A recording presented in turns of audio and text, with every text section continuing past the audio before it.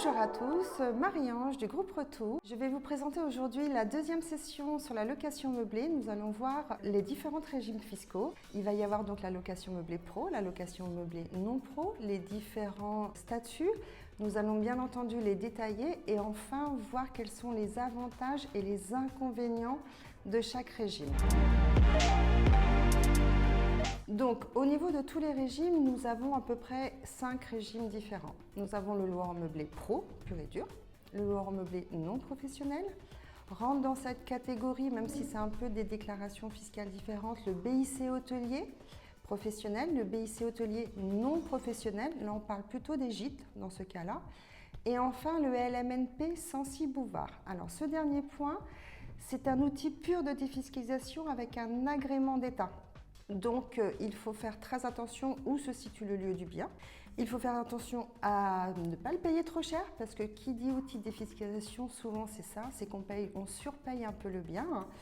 Mais en fait, ça reste quand même de la location meublée. La seule chose, c'est qu'à la finalité, on a une économie d'impôt, mais on n'a pas le droit d'amortir le bien immobilier. Et enfin, cette activité, je vais insister sur un point, c'est l'aspect commercial, parce que la location meublée en fait est un acte civil. On signe avec son locataire un bail, ce bail est un acte civil. Sauf que les revenus tirés de cette activité sont régis sous la fiscalité des commerçants. Bénéfices industriels et commerçants. C'est pour ça que vous entendez souvent parler de BIC. Donc c'est vraiment une particularité, c'est peut-être même la seule particularité qui existe où une activité civile, un acte civil est régi sous la fiscalité des commerçants. De plus, la loi de finances de 2017 a conforté ce statut, c'est-à-dire que la location meublée a été totalement intégrée à l'article 35 du Code général des impôts qui régit l'ensemble des activités commerciales. Donc on est vraiment sous une fiscalité des commerçants. Alors maintenant, nous allons voir un peu la distinction du loueur en meublé pro et du loueur en meublé non professionnel. Donc pour faire simple, ce que l'on va faire, c'est qu'on va définir les règles pour être professionnel, pour être LMP. Qu'est-ce qu'il faut avoir?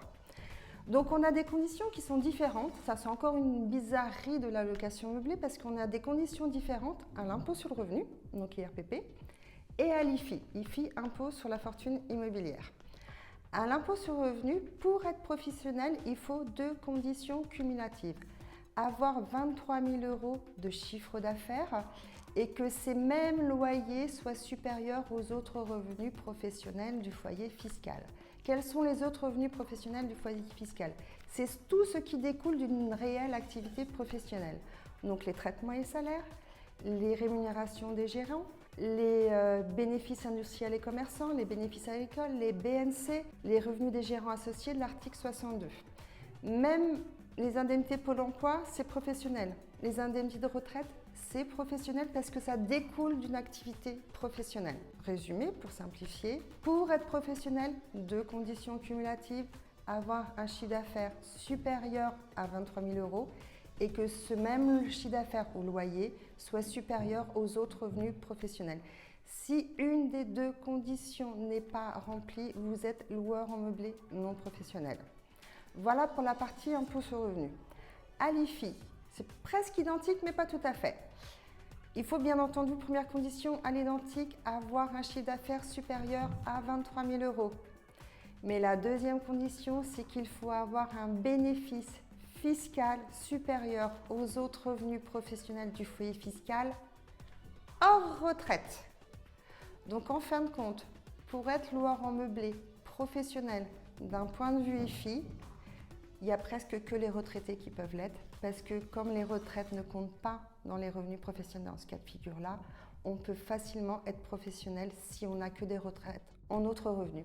Et qu'est-ce que ça implique? Ça implique que si on est professionnel à l'IFI, les biens concernés sont exonérés. Donc ça, c'est super. Voilà. Mais il faut pouvoir les remplir. Aujourd'hui, en tout cas, moi, je vois dans mon portefeuille, c'est principalement que les retraités qui peuvent bénéficier de cette exonération d'IFI, d'être professionnels et de bénéficier de l'exonération. Sinon, c'est très difficile. Alors, les avantages d'être professionnel. Il y a quand même des avantages qui sont assez certains. C'est-à-dire que si on est professionnel et que l'on a du déficit, ce déficit s'impute sur l'ensemble des autres revenus et donc économie d'impôt. Alors quand on est professionnel, on peut prendre une option dès le départ, dès la première acquisition, c'est de passer en charge directement les frais liés à l'acquisition. Donc ça veut dire que tout ce qui est frais de notaire, commission d'agence, frais bancaires peuvent passer directement en charge l'année de l'acquisition, générer un gros déficit fiscal. Et comme ce déficit s'impute sur les autres revenus, on a des économies d'impôt. Voilà un des avantages d'être professionnel. Un deuxième avantage, si on est professionnel, mais un petit professionnel, c'est-à-dire qu'on peut bénéficier de l'exonération de plus-value de l'article 151 septies du Code général des impôts. Pour ce faire, il faut avoir 5 ans d'activité professionnelle, mais il faut avoir un chiffre d'affaires inférieur à 90 000 euros. En fait, entre 90 000 et 126 000, on a une exonération qui est proportionnelle. À 126 000 euros, on n'a plus du tout d'exonération.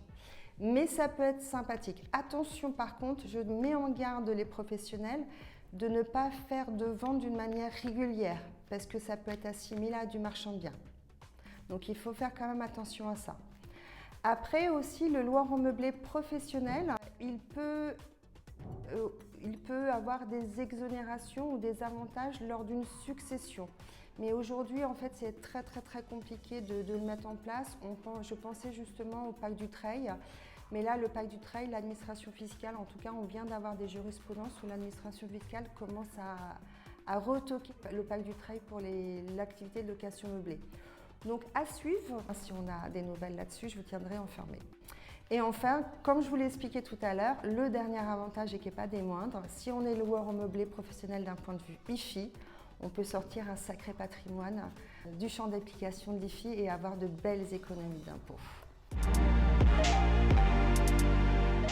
Alors, aujourd'hui, en fait, voilà, je vous ai un petit peu expliqué la partie professionnelle, la partie non professionnelle, les avantages, les inconvénients. Aujourd'hui, le meilleur des mondes, c'est quand même d'être loueur en meublé non professionnel parce qu'on n'a pas l'URSSAF des indépendants qui arrive. Vous le verrez dans la vidéo peut-être numéro 4 ou 5, où on abordera en détail le volet social. La nouvelle loi de finances, comme j'ai dit la semaine dernière, la nouvelle loi de finances impose l'URSSAF des indépendants aux loueurs en meublé professionnels. Donc les loueurs en meublé non professionnels, aujourd'hui, ils sont plutôt relax. Dans le sens où ils n'ont pas l'URSSAF, s'ils vendent, ils sont dans un régime patrimonial, ils ne sont pas au régime des plus-values des professionnels, c'est un régime des particuliers et on peut facilement faire une création, facilement faire une cessation, c'est vraiment quelque chose de très simple. Mais attention, on a quand même du contentieux qui existe sur les loueurs en meublé. Aujourd'hui, le contentieux qui ressort, c'est la valorisation du terrain. Quand on amortit un bien immobilier, on doit sortir de la valeur du bien ce que l'on appelle le foncier. Le foncier, en fait, c'est un pourcentage du bien que l'on met en terrain qui, lui, est non amortissable. On a des taux, on applique des taux qui sont en fonction du lieu du bien, en fonction de la valeur en fait, du bien par rapport au terrain. On essaye d'arbitrer, mais voilà, l'administration fiscale a tendance aujourd'hui à taper plein pot sur le terrain. On a vu là récemment un contentieux, bon, qui n'est pas terminé, on verra bien, j'espère que ça va se solutionner pour le propriétaire, où ils avaient valorisé le terrain à 40% de la valeur du bien, l'administration fiscale veut en compter 95%. C'est énorme, c'est délirant presque. Mais bon, écoutez, si je peux, je vous expliquerai la fin de ce contentieux. Voilà pour aujourd'hui. Je vous invite à me retrouver à la prochaine session qui sera sur le détail du régime social. J'ai de quoi vous apprendre beaucoup de choses. Je vous remercie, je vous dis à très vite.